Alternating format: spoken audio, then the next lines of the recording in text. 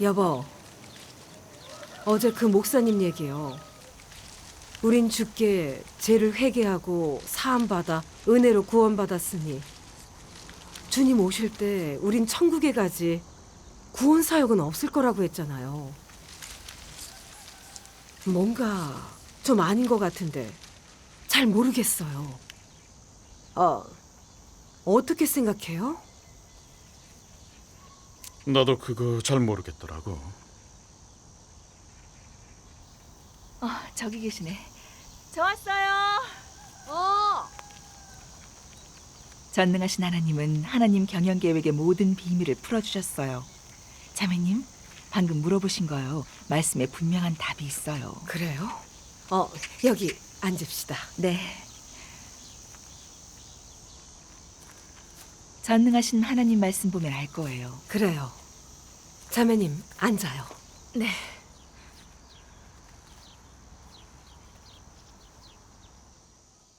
당시에 예수가 한 사역은 전 인류를 구속하는 것이기에 그를 믿는 자는 죄 사함을 받았다. 그를 믿기만 하면 속량되었고 그를 믿기만 하면 죄에 속하지 않고 죄에서 나오게 되었다. 그것이 구원 얻은 것이고 이신 칭의다. 그러나 믿는 사람에게 아직 거역하고 대적하는 것들이 있는데 그것은 천천히 벗어버려야 한다. 구원 얻음은 예수에게 완전히 얻어짐을 뜻하지 않고 사람이 죄에 속하지 않고 죄 사함 받았음을 뜻한다. 예수를 믿기만 하면 영원히 죄에 속하지 않는 것이다.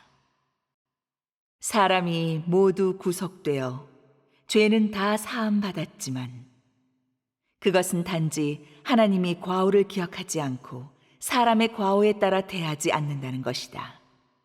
하지만 사람이 육체에 살면서 죄에서 벗어나지 못하면 끊임없이 죄를 짓고 사탄의 패괴 성정을 드러낼 수밖에 없다.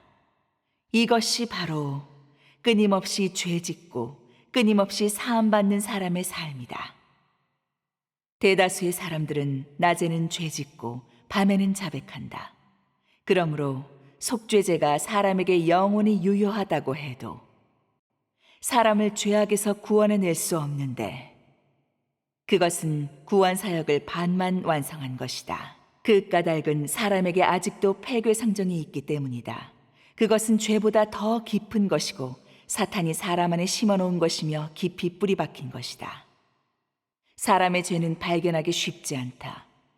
사람은 깊이 뿌리 박힌 그런 본성을 발견할 수 없으므로 반드시 말씀의 심판을 통해 효과에 도달해야 한다. 그래야만 사람은 그때부터 점차 변화될 수 있는 것이다. 너희 같은 죄인은 이제 갓 구속되었을 뿐 변화되지도 온전케 되지도 않았는데 하나님 마음에 합할 수 있겠는가? 지금의 너 같은 옛사람을 예수가 구원해 온 것은 틀림없다. 내가 죄에 속하지 않는 것은 하나님의 구원 때문이다. 그러나 너에게 죄와 더러움이 없음을 증명하진 않는다. 내가 변화를 거치지 않고 어떻게 거룩해지겠는가? 너는 속이 여전히 더럽기만 하고 이기적이고 비열하면서도 예수와 함께 강림하고 싶어 하는데 그렇게 좋은 일이 있겠는가? 내가 하나님을 믿는 데에 과정에 하나 빠졌는데 구속만 되었지 변화되진 않았다. 하나님 마음에 합하려면 하나님이 친히 변화시키고 정결케 해야 한다. 그렇지 않으면 너는 구속만 되고 거룩하게 될 수는 없다. 그러면 너는 하나님과 더불어 복을 누릴 자격이 없다. 왜냐하면 너에게는 하나님이 사람을 경영하는 사역 중에 한 단계, 바로 변화되고 온전케 되는 가장 중요한 한 단계가 빠졌기 때문이다. 그러므로 이제 갓 구속받은 너 같은 죄인은 하나님의 기업을 곧바로 이어받을 수 없다. 예수는 사람들 가운데 와서 많은 사역을 하였다. 하지만 그는 전 인류를 구속하는 사역만 완성하였고 사람의 속죄제만 되었을 뿐 패괴 성정을 다 벗겨버리지는 않았다. 사람을 사탄의 권세 아래에서 완전히 구원하려면 예수가 속죄제가 되어 사람의 죄를 담당해야 할 뿐만 아니라 또한 하나님이 더 큰 사역을 하여 사탄에게 폐교된 사람의 성정을 완전히 벗겨버려야 한다. 그러므로 사람이 죄 사함을 받은 후 하나님은 또다시 육신으로 돌아와 사람을 이끌어 새로운 시대로 들어가게 하였고 형벌 심판의 사역을 시작하였는데 이 사역으로 인류를 더 높은 경지로 이끌어 주었다. 그의 권세 아래에 순복하는 사람은 더 높은 진리를 누리게 되고 더 큰 축복을 받게 되며 빛 속에서 살게 되고 진리, 길, 생명을 얻게 된다. 아멘. 알 것 같네요. 하나님 말씀 보니 이제 분명해지셨죠? 네. 하나님 사역을 정말 분명하게 알려주셨군요. 예수님은 구속 사역만 하셨어요. 구속 사역은 말세에 심판하고 정결케 하는 사역이 아니에요.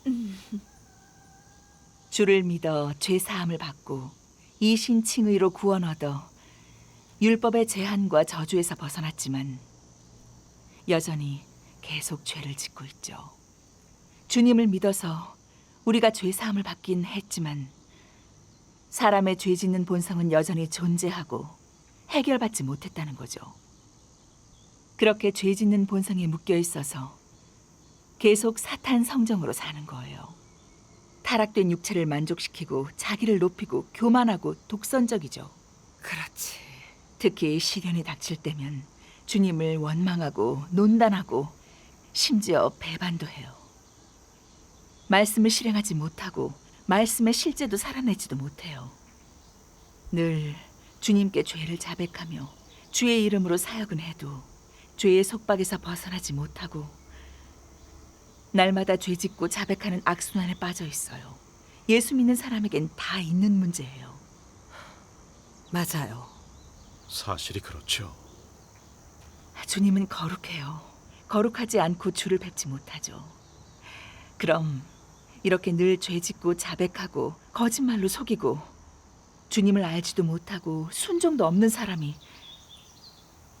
천국의 복을 받지 못하게 된다면 무조건 주님을 거역하고 원망하고 정죄하고 주를 버릴 거예요. 그렇죠. 몇이나 진심으로 헌신하겠어요? 솔직히 주님 믿으면서도 사탄 성정으로 살고 말씀도 실행하지 못하는데 어떻게 하나님 뜻대로 행할 수 있겠어요? 천국 갈 자격이 있겠어요?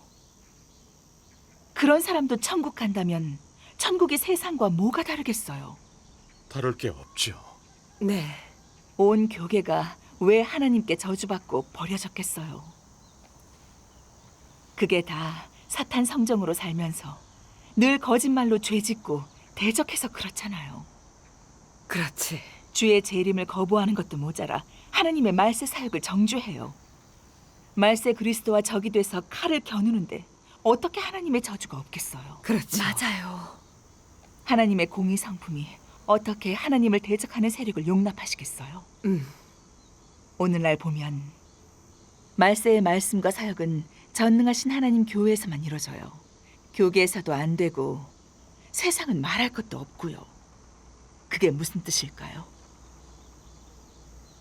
그건 교계와 세상이 다 하나님을 대적하는 곳이 됐다는 거예요. 하나님의 뜻이 교계와 세상에서는 이루어질 수가 없어요. 정말 그래요. 맞는 말이에요. 말세에 전능하신 하나님은 예수님이 하셨던 구속 사역을 기초로 하나님 집에서부터 심판 사역을 하셨어요. 사람의 사탄 성정을 진리로 심판하고 정결케 해 사탄의 권세에서 철저히 구원해 주시죠. 그래서 하나님의 심판 사역을 받아들이고 체험해야만 사탄 성정을 벗어버리고 하나님께 순종하는 사람이 돼서 하나님 나라에 갈 수 있어요. 정말 좋네요. 우리가 주님의 구속만 받아들이고 말세의 심판과 정결함을 받지 못하면 천부의 뜻대로 행하는 자가 못 되고 참으로 순종하는 사람이 못 돼요. 그럼 어떻게 들림받아 천국 가겠어요? 그렇죠. 이제 알겠네요. 주님이 하신 사역은 단지 구속 사역이네요. 우리가 죄 사함은 받았지만 계속 거짓말로 죄를 짓고 자기 생각과 안 맞으면 하나님을 원망하고 논단하죠. 복받아 천국 가는 게 아니면 그렇게 주를 위해 다 버리면서 고난받진 않겠죠. 네. 이제야 이걸 분명하게 알겠어요.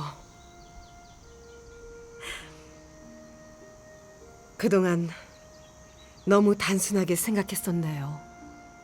그냥 예수 믿어 죄 사함 받고 무조건 천국에 갈 줄 알았는데 하나님이 인류를 구원하시는 사역은 죄를 사해 주는 걸로 끝나는 게 아니었어요. 말세 또 인류를 정결케 하고 구원하는 사역을 하시는데 그래야 우리가 정결케 돼서 구원받고요. 오늘날 하나님이 인류 구원 사역의 비밀을 열어주시니 모르던 게 다 환해지네요. 하나님께 감사드려요. 저도요. 전능하신 하나님이 우리가 예수 믿으면서 몰랐던 진리를 다 밝혀주시니 정말 눈이 확 트이네요. 전능하신 하나님 말씀으로 진리를 알고 어떻게 하나님 사역에 순종하고 하나님을 따르는지 알게 됐어요. 더는 목사들의 그럴듯한 그릇된 논리에 미혹받지 않겠어요. 전능하신 하나님이 말씀으로 교계의 사슬과 속박에서 구해주시니 교계에서 나왔잖아요. 이제 얼마나 홀가분해요. 네. 말씀을 볼수록 점점 더 뚜렷해져요. 이거 주의 잔치에 참석한 거 아니에요? 맞아요. 그럼요. 전능하신 하나님을 믿어 주님을 맞이하고 날마다 말씀을 먹으니 주와 함께 잔치에 참석한 거죠. 그렇죠. 정말 복 받았어요. 하나님께 감사드려요. 아멘. 정말 감사하네요.